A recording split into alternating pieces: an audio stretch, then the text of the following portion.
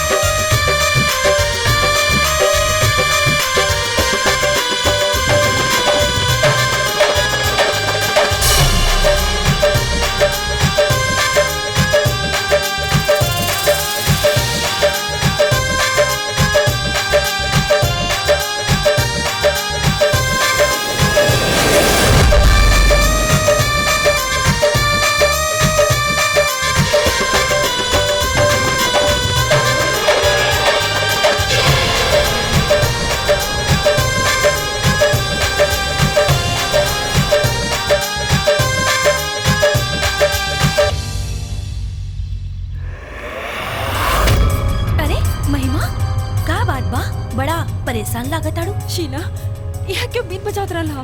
देख लो का काचेला एजा तक केहू टिकते नहीं खेरे। ये डिस्कवरी चैनल वाला हमनी के भूखे मुआ दी हंसन। इतना ना सांप बिच्छी कुकुर सियार दिखा देता हंसन कि लोग के हमनी के ड्रामा देखे में इंटरेस्ट नहीं के रहत। देख ले ना है जा, बाकी सुन ले है। कोनो सपेरा सांप के खेल दिखावत होई त बीन बजावत होई। हम क्यों सपेरा से भेंट करे के बा? प्लीज उसे मिले में हमारी मदद करा। तो चल खुशहाल टोला के चौराहा पर चलल जाओ।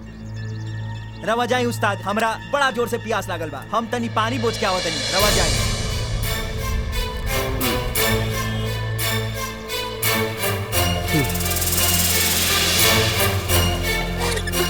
पूरे सपेरा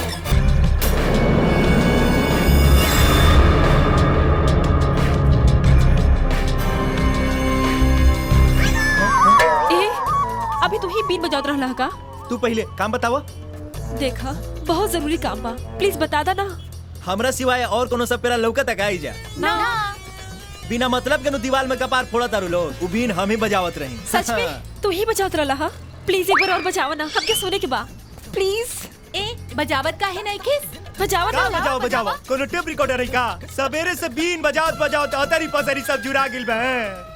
कुछ खियाबू पियाबू तब बजाई, ना त ना बजाई। चलो खिया दे जाओ। खिला दो।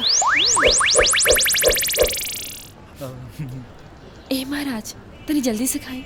हमार उस्ताद कहलन दोसरा के अन्न बिना दक्षिणा के ना खाई जाला। अच्छा हो गए कल्याण। बैल त बैल जइबे करी, साथ में नौहत पगहो लेके जाई। ए छोहाड़ा, ढेर जी मत पटपटावा, बुझलू? सपेरा ही कोनो भिखारी ना। कम से कम 501 रुपया लेवे नी। देवे के बाद द अन्ना त उठ जाई। अरे ना ना, बैठी बैठी, हम देता नहीं। ली हो गए।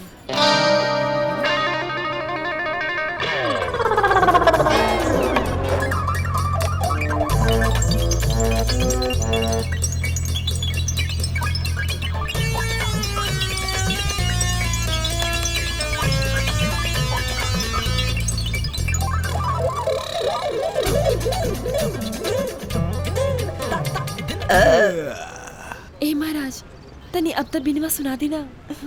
मैडम जी, हमार उस्ताद कहलन कि खाना खिला के बाद 5 घंटा कम से कम सूते के चाहिए। ओकरा बादे मुंह से बीन लगावे के चाहिए, ना तो फेफड़ा फट जाए। अगर हम कुंवारे मर गनी नो त रवा सबके बड़ा पाप होई। मगर रवा चिंता मत करी, काल सवेरे ठीक 10 बजे शिव मंदिर पा जाई। ओइजा हम रवा सब के बीन बजा के सुना देम। तब तक खातिर टाटा। ओके बाय बाय। आर पर ना पार पर ला लगा देलस ना चूना। हो गई लू ना ठंडा। प्लीज यार चुप करा। कहले हनु कल सुनावे के ऐसन पे भरोसा ना करे के चाहिए। कोनो बात नहीं खे। हाँ कि ना?